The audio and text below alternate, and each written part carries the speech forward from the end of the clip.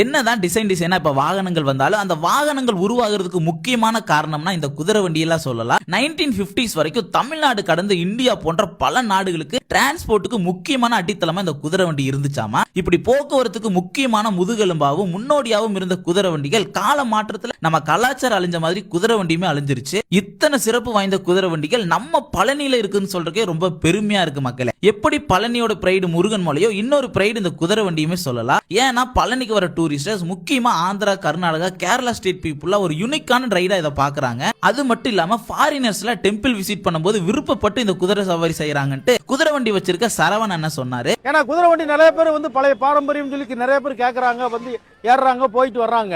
அவர்கிட்ட பேசிட்டு இருக்கும்போது நம்ம பழனியில 100க்கு மேல இருந்த குதிரை வண்டிகள் வெறும் இப்ப 50 தான் இருக்கு தம்பின்னு சொல்லிட்டு அதுக்குண்டான காரணமுமே சொன்னாரு. அந்த ரோப் கார் பக்கம் வண்டி விடாம இருந்தாலும் ரொம்ப பாதிப்பாயிருச்சு. அதனால அந்த பக்கம் இருக்கிறப்போ ஓரளவுக்கு நல்லா நாங்கள் சம்பாரிச்சு நாங்கள் புள்ள ஊட்டி நல்லா வளர்த்தணும். இப்போ சிரமத்துக்கு ஆளாயிட்டோம்.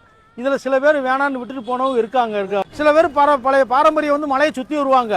அதுக்கு மட்டும் அனுமதி கொடுத்தாங்கன்னா போதும். எங்களுக்கு நிற்கிறதுலாம் அனுமதி வேண்டாம், கொண்டு இறக்கி விட்டு ஏற்றிட்டு வரதுக்கு மட்டும் அனுமதி கொடுத்தாங்கன்னா போதும். ஏன்னா எங்களுக்கு வேற தொழில் கிடையாது. இது எங்களுக்கு ஆரம்பத்திலிருந்து இந்த பழனியை பொறுத்தளவுக்கு இந்த குதிரை வண்டியில் இவ்வளோ நாள் வாழ்ந்துருக்கோம், இவ்வளோ நாள் வாழ்ந்துட்டோம். நாங்கள் எங்களுக்கு வேற எதுவும் கிடையாது. நான் மட்டுமல்ல, ஏகப்பட்ட பேர் இதை அடைச்சதுனால பாதிப்பாயிருச்சு. எங்களுக்கு அதை திறந்து விட்டாங்கன்னா எங்களுக்கு ரொம்ப கவர்மெண்ட்டுக்கு நாங்கள் நன்றி சொல்லுவோம். எங்களோட வாழ்வாதாரம் ரொம்ப பாதிக்குது, வேற ஒன்றும் கிடையாது. சோ இந்த வீடியோவை உங்களால முடிஞ்ச அளவுக்கு ஷேர் பண்ணுங்க. இது மூலமா நம்ம பழனியோட அடையாளமா இருந்துட்டு இருக்க குதிரை வண்டிகள் அழியாம பாதுகாத்துக்கலாம். தேங்க்யூ, பாய்.